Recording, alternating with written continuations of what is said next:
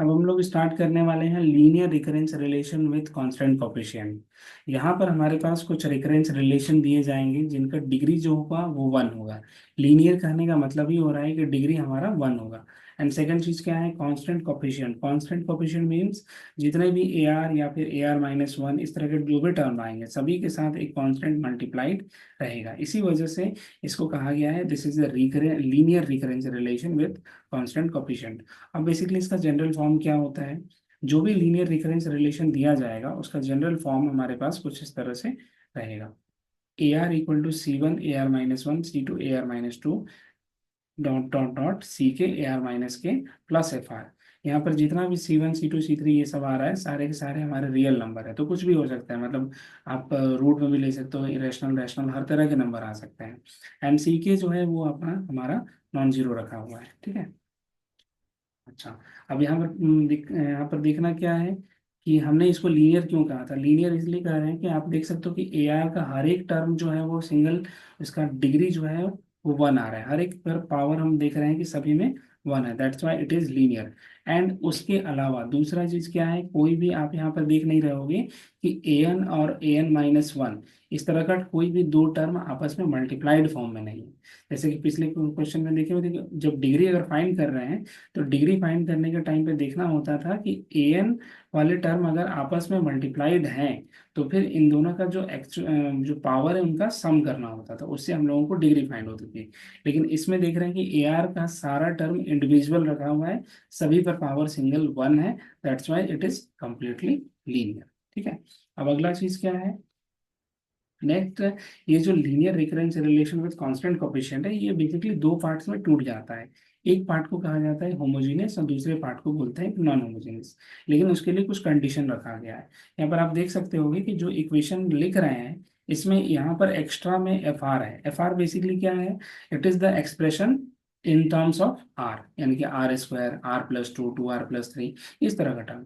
अगर सपोज कीजिए कि एफ आर का वैल्यू का जीरो हो जाता है तो उस केस में रिकरेंस रिलेशन हमारा होमोजीनियस कहलाएगा। इन जनरल किसी भी आप कोई भी लीनियर इक्वेशन लेते हो तो उसमें कुछ एक्स्ट्रा कुछ टर्म्स अगर कुछ स्पेसिफिक टर्म्स उसमें एडेड रहते हैं तो वो in general non homogeneous form में रहता है। जैसे आप linear differential equation with constant coefficient जो बिल्कुल इसी के सिमिलर रहता है उसमें भी ऐसा ही कुछ पैटर्न दिखता है। ठीक है, तो हम लोग को क्या ध्यान रखना है कि अगर ये एफ आर की वैल्यू जीरो हो जा रही है यानी कि आर के एक्सप्रेशन में कुछ टर्म्स है ही नहीं तो फिर कंप्लीटली वो homogeneous, otherwise it becomes a non homogeneous equation. ठीक है, हम लोग इस पे अब देखेंगे कैसे इसका सॉल्यूशन फाइंड किया जाता है।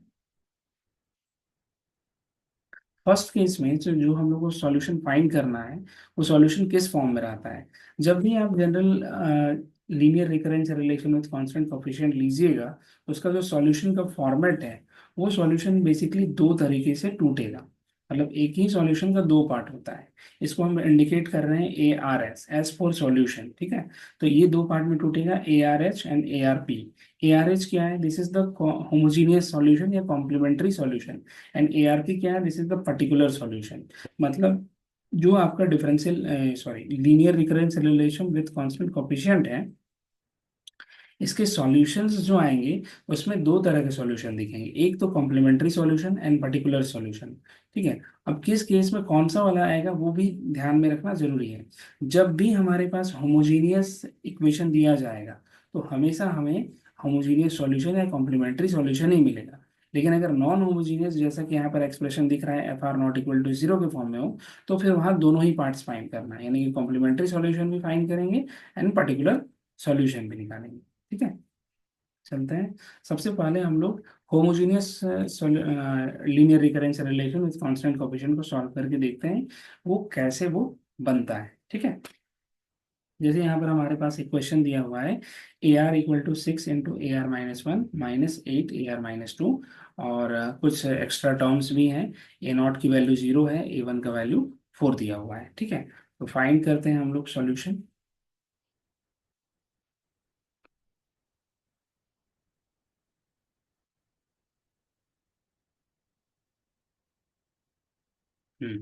सबसे पहले क्या करना होगा कि जितने भी टर्म्स दिख रहे हैं ए आर उनको एक स्पेसिफिक पैटर्न में हम अरेंज करेंगे। एक्चुअली में बनाने के दो तीन मेथड्स हैं, लेकिन हम जो सिंपलेस्ट मेथड वे है उसको यूज कर रहे हैं। इसमें ध्यान रखना है कि अरेंजमेंट कैसे करना है। सबसे पहले आर एस टर्म आप रखोगे, उसके बाद R-1, उसके बाद R-2, सीक्वेंशियल वे में। ठीक है, तो देखते हैं इसको इक्वल टू के साइड साइड हम ले आते हैं। AR-6 into AR-1 plus 8 into AR-2, this is equal to 0।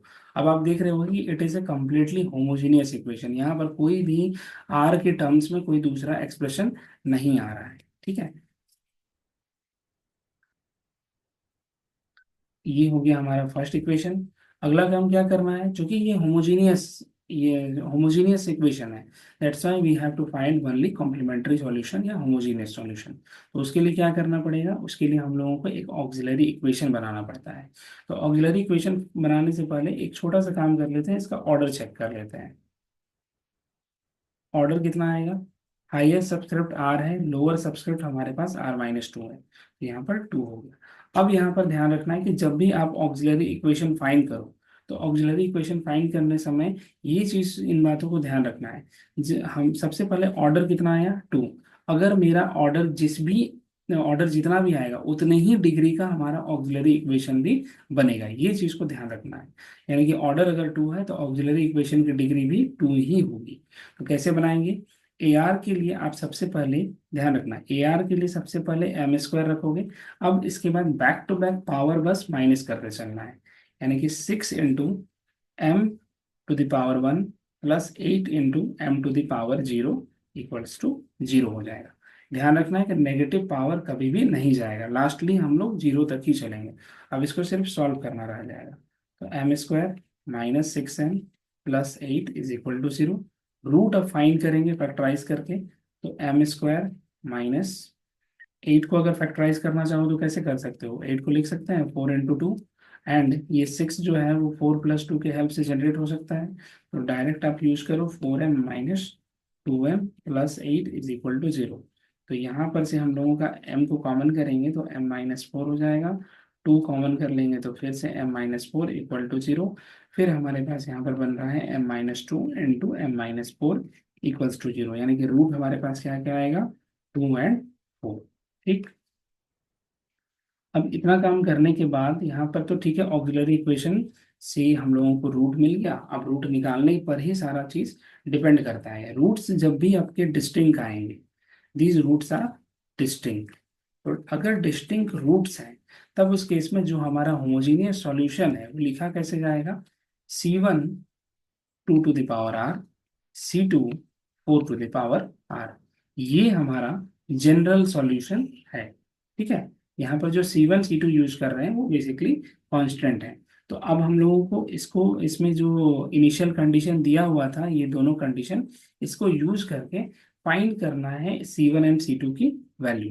कई बार क्वेश्चन में ऐसा होगा कि ये इनिशियल कंडीशन नहीं दिया जाएगा, तो हमारा आंसर इतने में ही कंप्लीट हो चुका होगा। लेकिन अगर इनिशियल कंडीशन दे दिया जाता है, तो उस केस में हम लोगों को ये C1 एंड C2 दोनों की वैल्यू भी फाइंड करनी पड़ेगी। ठीक है, तो यहाँ पर दिया हुआ है तो हम लोग फाइंड करते हैं। तो इसमें ध्यान रखना है कि चूंकि homogeneous solution is the actual solution for the homogeneous equation, that's why we can write this AR equal to C1 2 to the power R, C2 4 to the power R। इसको हम लोग इक्वेशन नंबर 2 मान लेते हैं। ठीक है,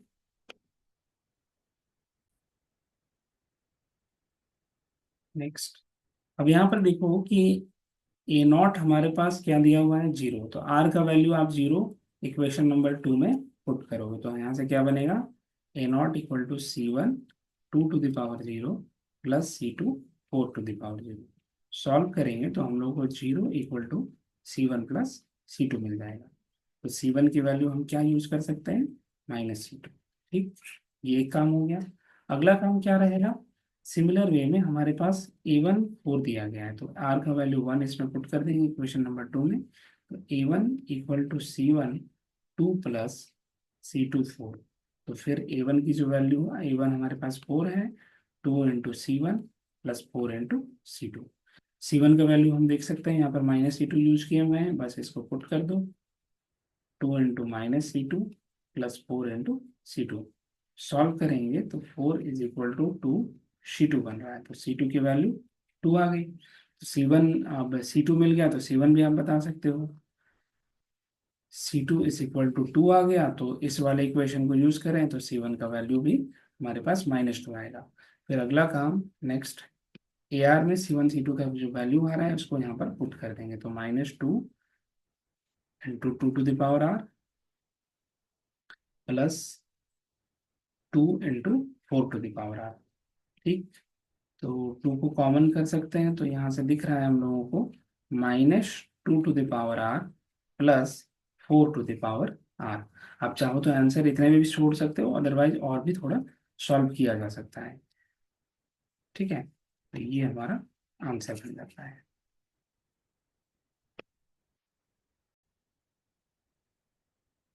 अगला यहाँ पर फिर से उसी तरह का क्वेश्चन आ रहा है, A R equal to minus A R minus one minus six A R minus two. ठीक है, फिर से सबसे पहला काम वैसे ही रीअरेंज करेंगे, पहले आर फिर R minus one terms, R minus two X term. ठीक है, तो A R plus A R minus one plus six into A R minus two equal to zero. इसे आप फर्स्ट इक्वेशन ले लो। अगला काम क्या करना होता है, ऑर्डर फाइंड करना। तो ऑर्डर हमारे पास यहाँ पर स्पष्ट दिख रहा होगा, higher subscript minus lower subscript two हो गया। ऑर्डर टू है तो ऑक्सिलरी इक्वेशन की डिग्री भी टू ही होने वाली है। इसका अब यहाँ से ऑक्सिलरी इक्वेशन तैयार करेंगे। ध्यान रखना ए आर के लिए हमने बताया था एम स्क्वायर रखना है। अब यहाँ से बैक टू बैक घटाते चलेंगे, तो यहाँ M plus six is equal to zero हो गया।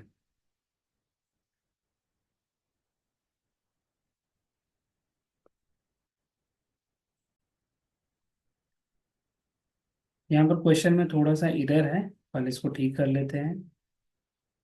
जो यहाँ वैल्यू आ रहा है ये minus six into A R minus to नहीं होगा, यहाँ पर प्लस हो जाना चाहिए। तो फिर इस केस में यहाँ माइनस आ जाएगा। फाइनली यहाँ पर हम लोग का इक्वेशन थोड़ा सा चेंज हो रहा है।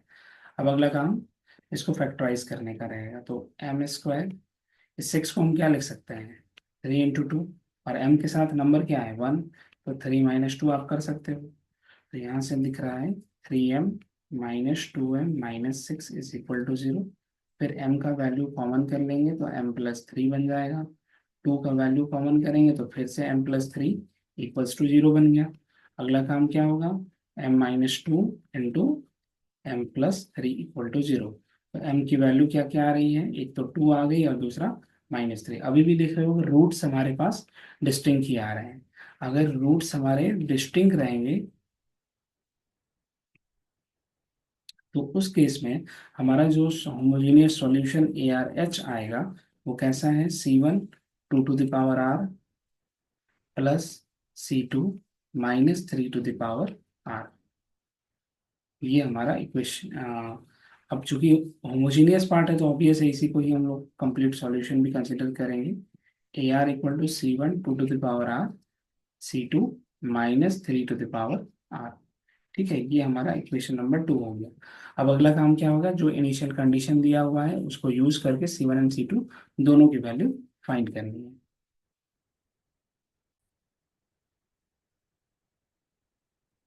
सबसे पहले ए नॉट हमारे पास जीरो दिया हुआ था, तो हमने इसको पुट किया इक्वेशन नंबर टू में। तो A not this is equal to C one two to the power zero C two minus three to the power zero. तो यहाँ से आप बता सकते हो कि zero equal to C one plus C two हो जाएगा, तो सी वन की वैल्यू फिर से यहाँ पर माइनस सी टू आ जाएगी। अगला काम क्या होगा, ए वन हम लोगों को यूज करना है, तो ए वन की वैल्यू टू दी गई है।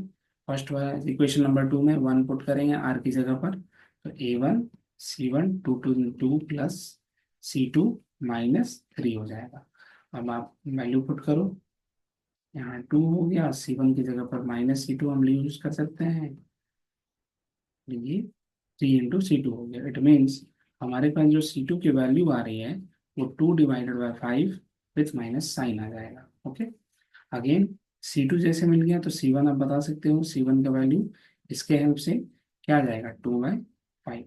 अब अगला जो काम है हमारे पास ए आर का वैल्यू पुट करना, तो ए आर में हमारे पास सी वन की जगह पर two by five two to the power R minus C two का जो वैल्यू है वो -2/5 आया हुआ था, और ये -3 टू द पावर r हो गया।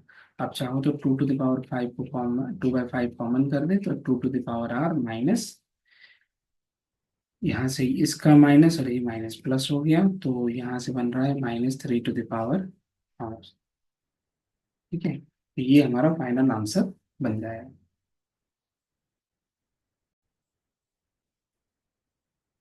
अगला क्वेश्चन आप देख रहे होंगे कि यहाँ पर दिया हुआ है AR = 3 × AR-1 -3 AR-2 plus AR-3, और A0 A1 A2 इन तीनों का वैल्यू दिया गया है। सबसे पहला काम क्या करेंगे, ऑक्सिलरी इक्वेशन ही बनाना है। तो ऑक्सिलरी इक्वेशन बनाने से पहले इसको हम लोग रीअरेंज करके ऑर्डर चेक कर लेते हैं। तो AR, उसके बाद 3 × AR-1 हो जाएगा, plus 3 × AR-2 minus AR-3 = 0। Order easily आप फाइंड कर सकते हो। ऑर्डर क्या आएगा, हायर सबस्क्रिप्ट आर है, लोअर सबस्क्रिप्ट R-3 है, तो ऑर्डर हमारे पास 3 बन गया। अब यहाँ पर जब ऑक्सिलरी इक्वेशन बनाना है तो सबसे पहले क्या करना होगा, ऑक्सिलरी इक्वेशन की डिग्री कितनी होगी, 3 हो जाएगी, बिकॉज पहले ही बताया कि ऑर्डर जितना होगा ऑक्सिलरी इक्वेशन की डिग्री भी उतनी ही होने वाली है। तो इट मीन्स सबसे पहले AR के लिए आप m³ से स्टार्ट करो, m³।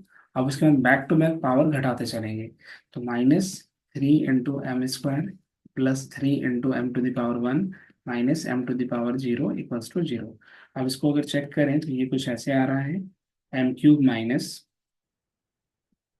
-3m² +3m-1 = 0।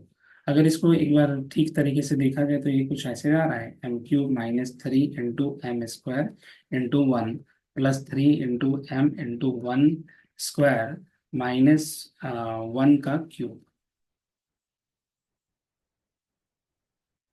=0। तो ये अगर आप फार्मूला के अकॉर्डिंग देखें तो M-1 का होल क्यूब ही बन गया। ठीक है, तो यहाँ पर रूट्स हमारे पास कितने आएंगे, यहाँ पर M-1 का होल क्यूब बना हुआ था, इट मीन्स 1 आपका 3 टाइम्स रिपीट कर जाएगा।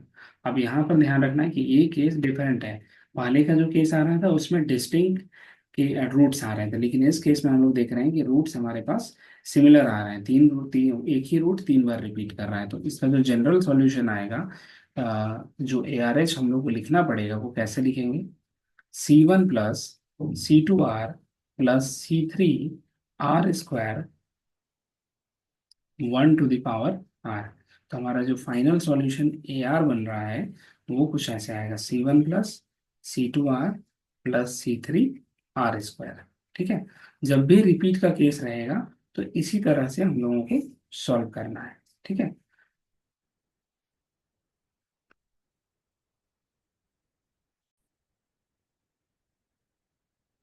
यहाँ पर हम देख रहे हैं कि रूट्स हमारे पास 3 टाइम्स रिपीट हुआ।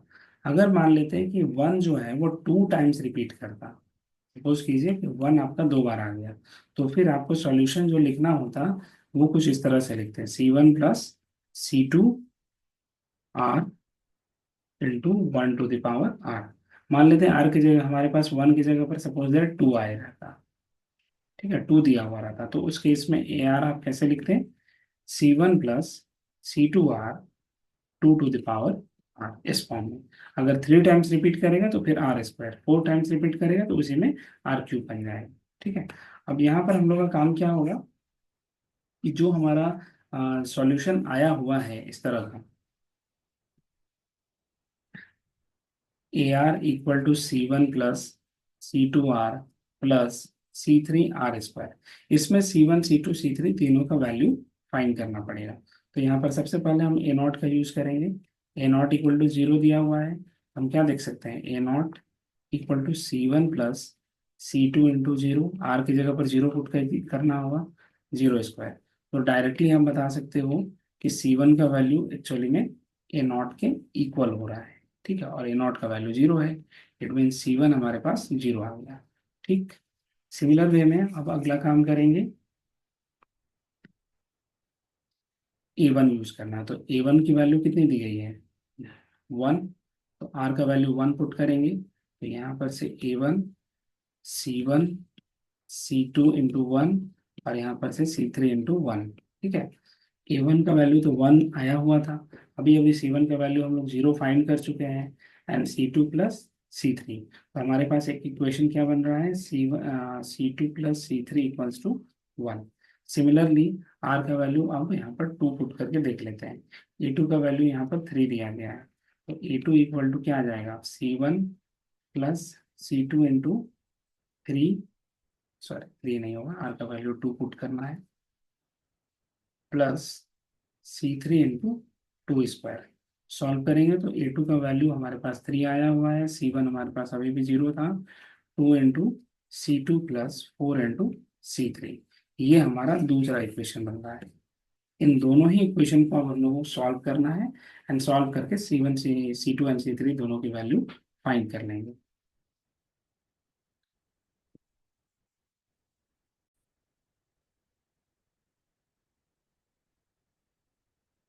यहाँ पर हम लोग देख रहे हैं कि ये C2 C3, ये दो जो इक्वेशन बने हुए वो लीनियर इक्वेशन इन 2 वेरिएबल्स हैं।